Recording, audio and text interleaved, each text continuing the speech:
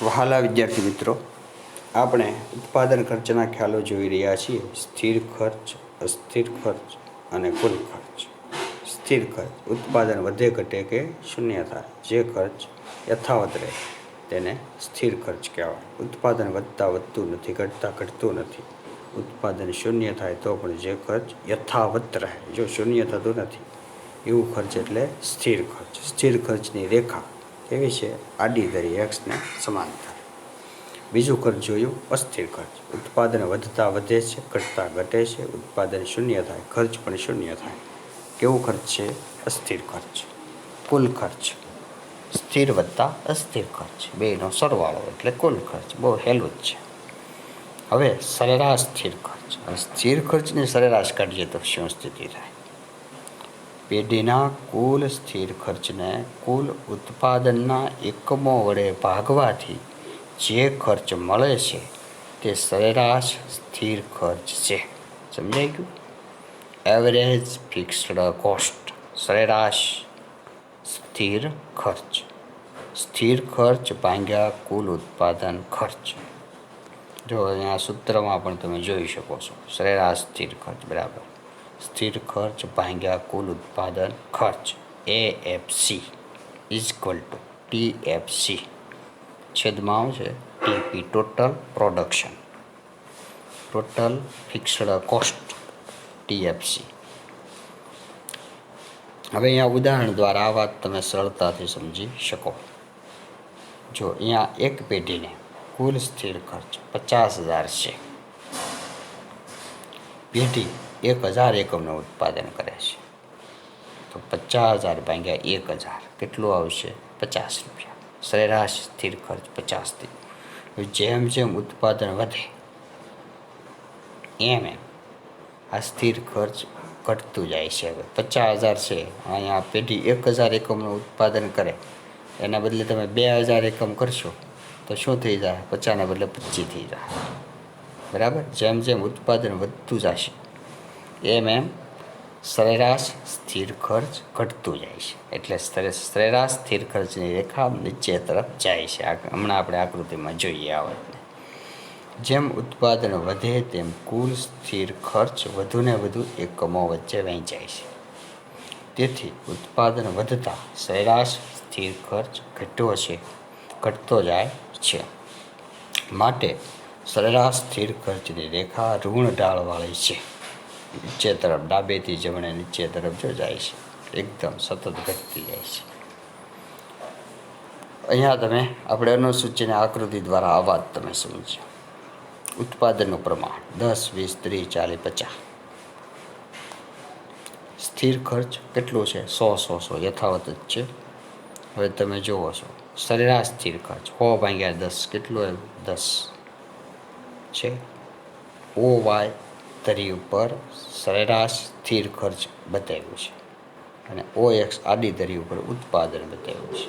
તો તમે જુઓ છો ઉત્પાદન 10 છે, જ્યારે સરેરાશ સ્થિર ખર્ચ કેટલું થાય છે? 10. ક્યાં બતાવ્યું છે? 2, 4, 6, 8 અને 10 એ રીતે બતાવ્યું છે. તો 10માં તમે જુઓ છો સરેરાશ સ્થિર ખર્ચની રેખામાં એ બિંદુએ. પછી ઉત્પાદન 20 થાય તો સરેરાશ સ્થિર ખર્ચ સીધું કેટલું થઈ ગયું? 5. 100 ભાગ્યા 20 કેટલું આવ્યું? 5 આવ્યું. એટલે 5 આવી ગયું. B બિંદુએ 4 અને 6ની વચ્ચે 5. બરાબર? આ બિંદુ પહેલાં મૂકવાનું, પછી એ રેખા બનાવવાની. પછી ઉત્પાદન 30 થાય છે તો 100 ભાગ્યા 30 કેટલું આવે? 3.3 થયું. તો 3.3 ક્યાં આવશે? 2 અને 4ની વચ્ચે 3.3 છે C બિંદુ. પછી ઉત્પાદન 40 થાય તો 100 ભાગ્યા 40 કેટલું આવશે? 2.5. તો 2 અને 3ની વચ્ચે જો D બિંદુ.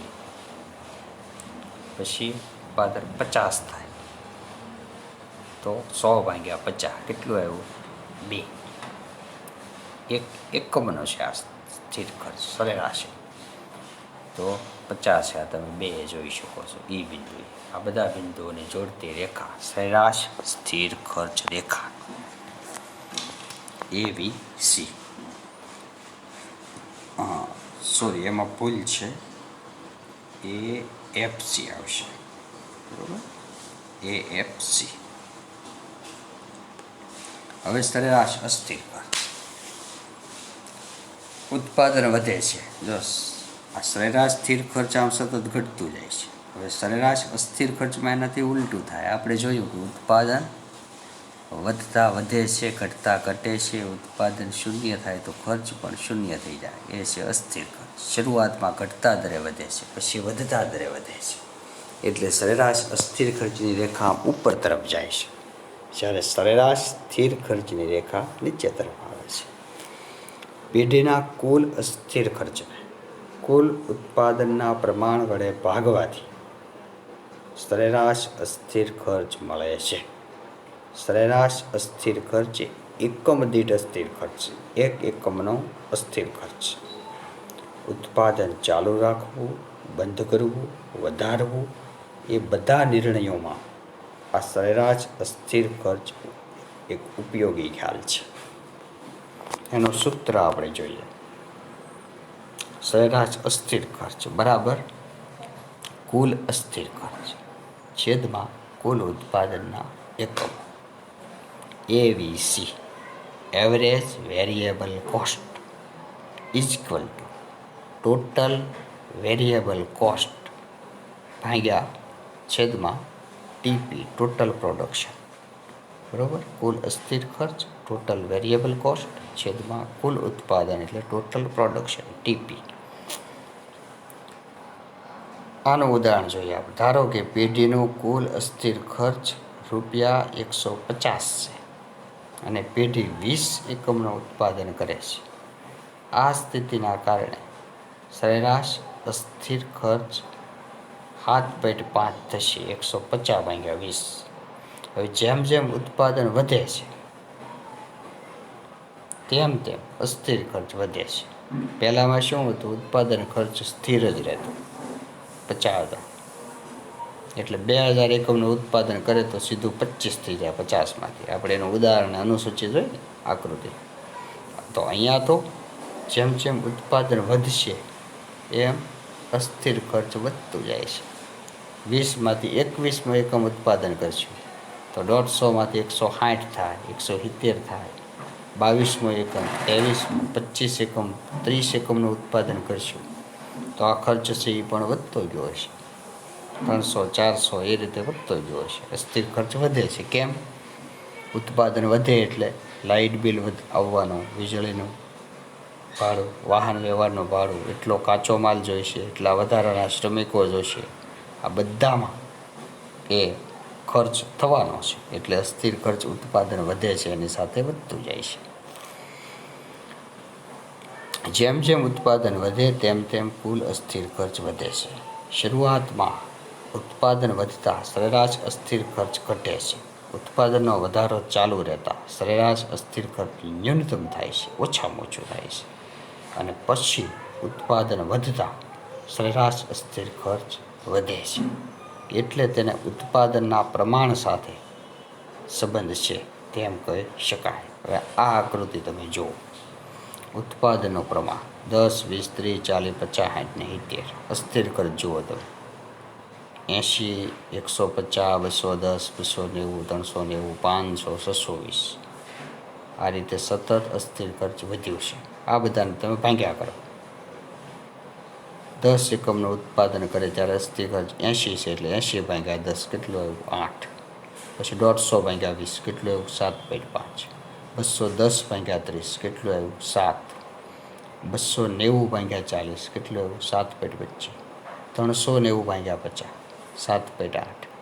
500 ભાગ્યા 60 કેટલું આવ્યું? 8.33. 620 ભાગ્યા 70 કેટલું આવ્યું? 8.85.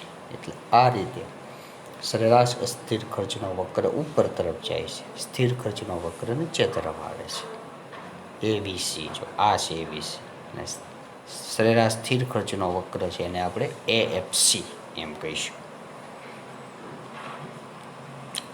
તો આ રીતે સરેરાશ અસ્થિર ખર્ચની રેખા શરૂઆતમાં ડાબીથી જમણી બાજુ ઉપરથી નીચે તરફ જતી એટલે કે ઋણ ઢાળવાળી હોય છે. કેટલું? શરૂઆતમાં થોડાક એવા ઉત્પાદન માટે, પછીથી સતત એ ઉપર તરફ જાય છે.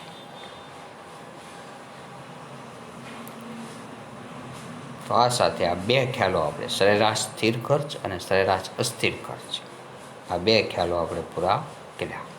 હવે લખો એના પ્રશ્નો.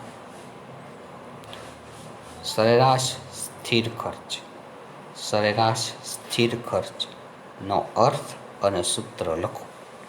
સરેરાશ સ્થિર ખર્ચનો અર્થ અને સૂત્ર લખો.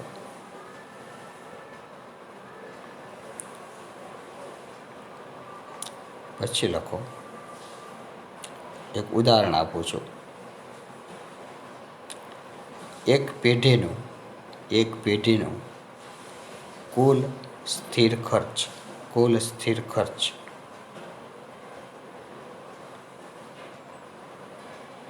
25,000 છે અને પેઢી 400 એકમનું ઉત્પાદન કરે, 400 એકમનું ઉત્પાદન કરે છે, તો તેનો સરેરાશ સ્થિર ખર્ચ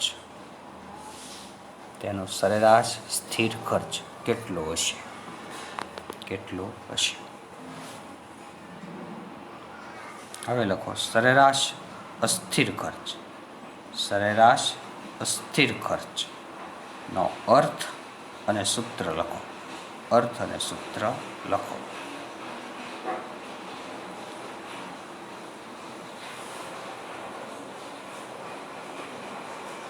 પછી લખો